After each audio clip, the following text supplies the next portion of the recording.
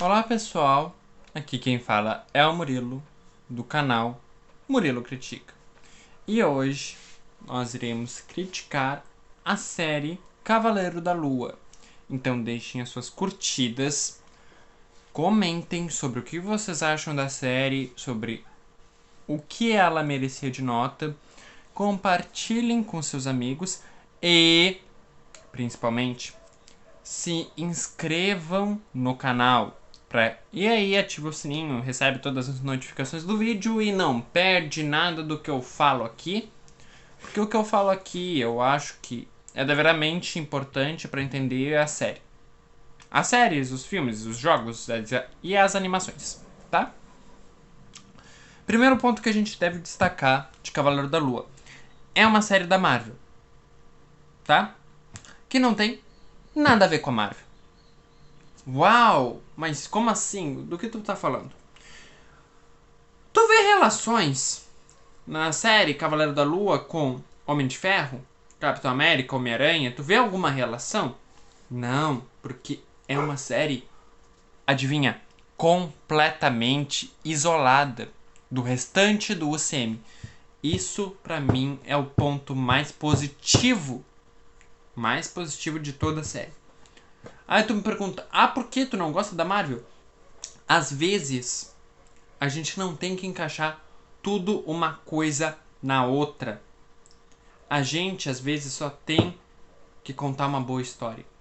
Isso o próprio James Gunn falou quando fez Guardiões da Galáxia 3.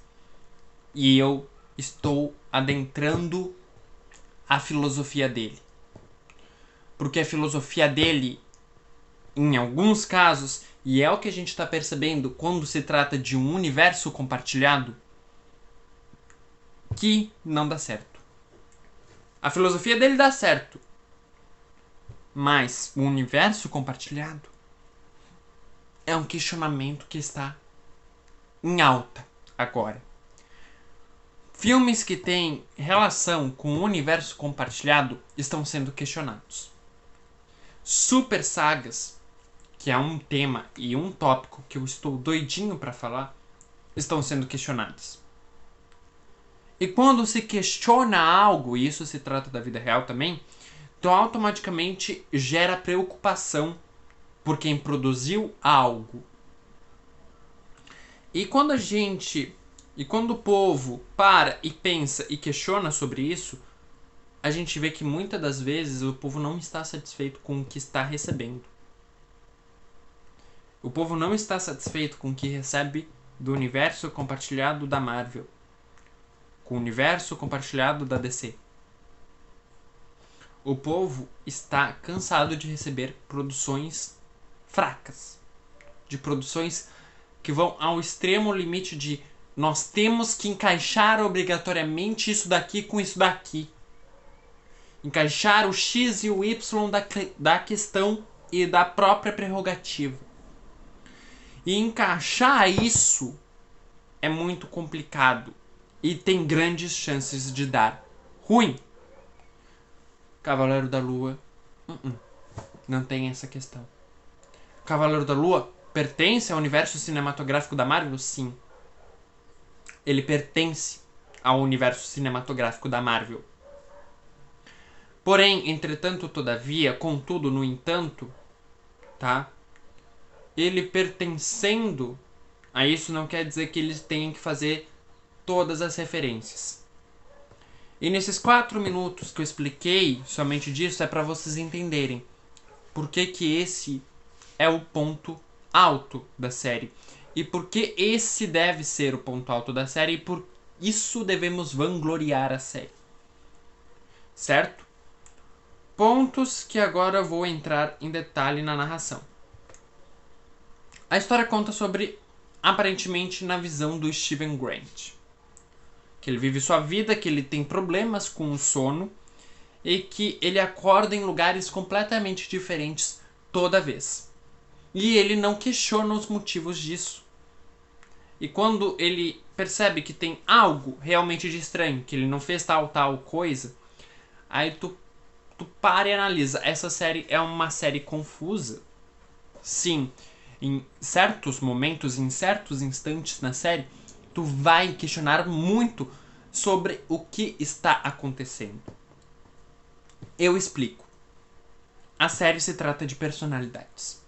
O Cavaleiro da Lua, em si, a figura é repleta de personalidades. Nos quadrinhos são inúmeras. Na série é mostrado 3 personalidades, tá? Uma que eu não vou me lembrar o nome, o Mark Spector, que é mostrado na série como o original, né? O que gerou todas as outras. Entretanto, todavia, é um questionamento, tá? É um, assim, o plot twist do último capítulo questiona o Mark Spector sendo o original, tá? E o Steven Grant, que a gente percebe que é apenas uma personalidade vinda originalmente do Mark Spector. E aí a gente tem a confusão, porque muitos não assimilam essa questão da personalidade, porque essa questão da personalidade é muito confusa. E de fato, em alguns momentos, como eu já falei, é. Porém, entretanto, aí eu entro na questão do elenco.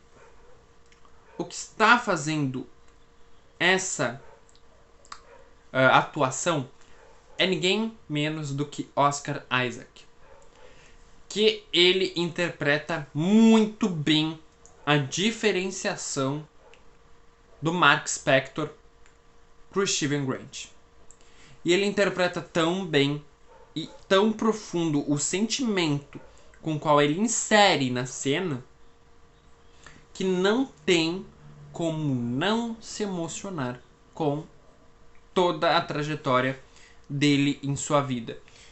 E isso é retratado muito no episódio 5, tá? No episódio 5 a gente entende de fato as memórias do Mark Spector e por que ele é tudo aquilo que ele é. E com isso a gente já adentra dentro da questão do elenco Ethan Hawke. Quem observa o mundo cinematográfico, o cinema e tudo mais, os filmes do Ethan Hawke, sabe que ele é um baita ator e atua perfeitamente. Aqui não é diferente. Porém, eu tenho uma questão pra falar, em específico do personagem dele que ele interpreta, o Arthur Harrow. Pra mim, é um completo desperdício fazer o que fizeram com ele. Principalmente no último episódio, que é uma problemática, que eu já vou entrar dos problemas, mas pra mim que é uma das grandes problemáticas da série, as cenas de ação serem cortadas. Tem certos momentos que o Steven Grant ele dorme e o Mark Spector toma o controle e acontece uma cena de ação, só que pro espectador não é mostrado. Pra quê? Pra dar um clima de suspense. Mentira! Vá te catar. É mentira. É mentira, é uma historinha contada. É porque eles não tiveram orçamento. Pra mim, essa é a desculpa. Ah, não tiveram orçamento pra fazer. Por que cortaram? Sabe? São cenas violentas. Não podem ser mostradas.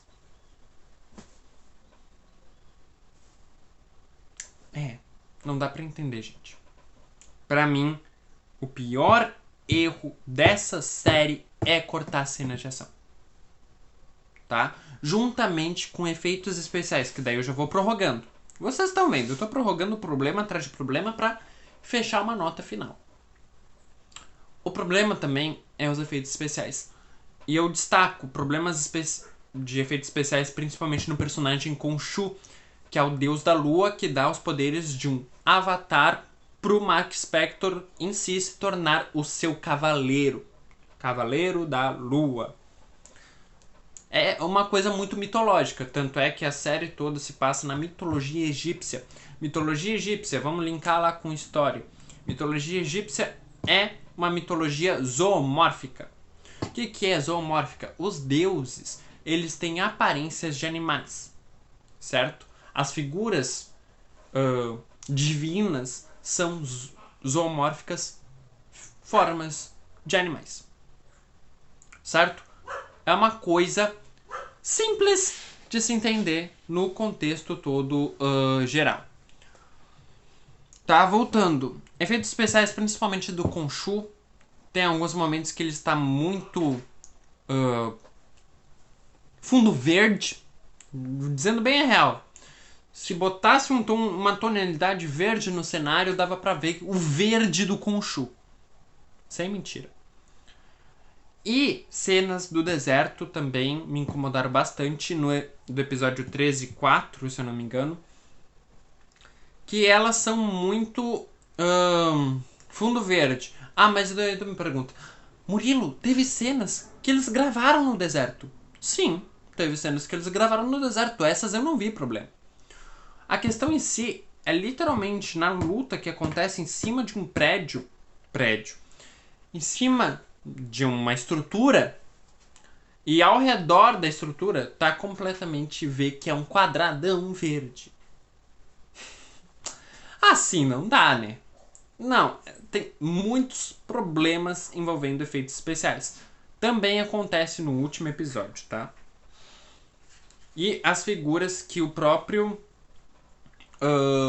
Arthur Harrow convoca são, não devo dizer horríveis, são muito falhas em efeitos. Falhas em efeitos gráficos. Assim, na estrutura gráfica de um efeito especial. É muito falho, tá? Porém, entretanto, todavia, tirando os aspectos negativos em geral da série é isso, tá? Tanto é que essa prerrogativa e esse questionamento e essa conclusão vai tirar muitos pontos, com razão e desmérito do próprio produtor. Outra coisa que eu tenho que falar. Falando ainda, retomando o aspecto confusão. Essa série, ela tem confusão. Sim, ela de fato tem confusões. Mas entendam que, tá? Com essas confusões, a série auto-explica-se sobre o que ela retomou e o que ela passou. Um exemplo disso é a clínica. A clínica médica lá que o Mark Spector / Steven Grant estão. Após a morte deles. E nesse contexto, a gente percebe o quão confusa é a mente com muitas personalidades. A gente percebe que as personalidades ali são inúmeras. Ah, mas só mostrou 3. Tu acha? Vamos falar bem a real. Você acha que Cavaleiro da Lua vai ter somente 3 personalidades? Assim, se aproveitarem todo o andamento do UCM, tu acha mesmo que ele vai ter 3 personalidades?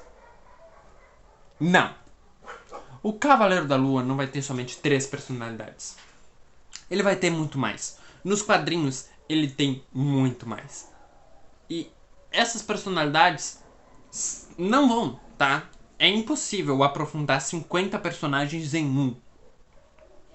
Mas elas vão, uma hora ou outra, encaixar-se dentro do contexto Cavaleiro da Lua. Tá? E todo esse contexto confusão é justamente por causa disso. Outra questão, a confusão, falando do julgamento de Osíris, que é uma questão de história também. Se você é vestibulando e está querendo estudar e tá aqui olhando meu vídeo, não sabe pra quê? Eu vou te ajudar a estudar, tá? Julgamento de Osíris. Eles colocam o coração numa balança e colocam uma pena de um lado. Se o coração for mais pesado, você é impuro. Se a pena for... se o coração for mais leve que a pena, você é puro, no caso. Eu me perdi no contexto. Mas quem lembra de história vai entender do que eu estou falando.